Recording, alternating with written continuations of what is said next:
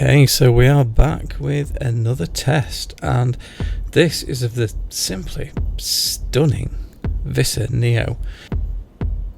So let's get going. Now, I have only driven this once before, and that was when I got it for an auto shop mission, or it might have been a it was either an import export or for an exotic export, and I got one of these and I hated it so much that I never bought it, even though it is an absolutely stunning car to look at.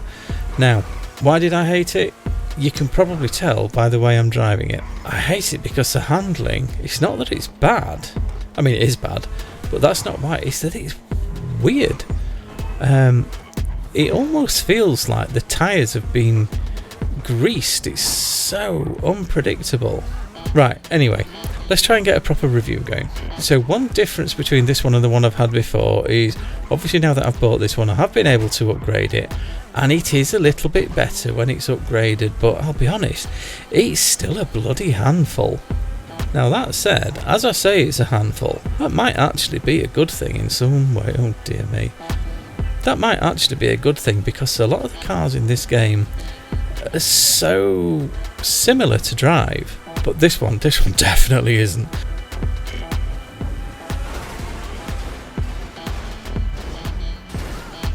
Oh dear, it's been a while since I had a big off like that.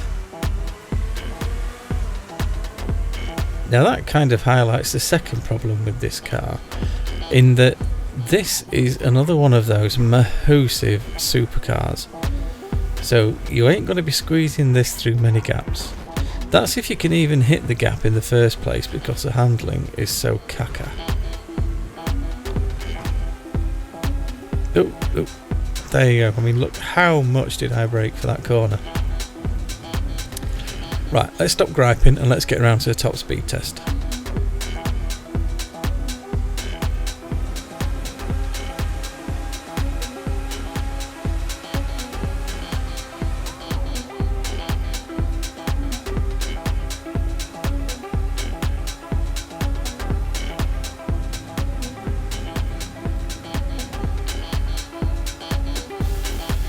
So let's have a look, see what we can do with the top speed. Now I'm actually expecting quite good things here.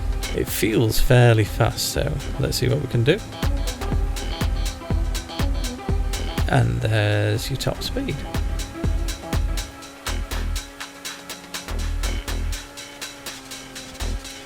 So, time for final thoughts. Well, I mean, the obvious ones are the downforce is bad and the handling is really bad. So should you buy this? Well, it's on offer. It's a decent offer, but it's still an expensive car. Still around $1 million it's going to cost you for this. If you're collecting cars and you're buying based on looks, then definitely this is one to look at. It's based on the Spyker C8 mostly, and you can see there's a lot of the Spyker in there, but there's also a generous dollop of Maserati, and it seems to be garnished with a little bit of Aston Martin as well. So they've taken three really pretty cars and they've done a very good job of amalgamating them into what you see here. So it's a very, very pretty car, and it feels quite quick. I mean, the lap time feels steady. It's going to be kind of middle of the table, which is okay, but the handling is just so unbearably shit. It's difficult to recommend it for anything other than posing in, but if you want it for posing in, it'll definitely do that for you. So there you go, that's your final review, and here's your final time for the Vysser Neo.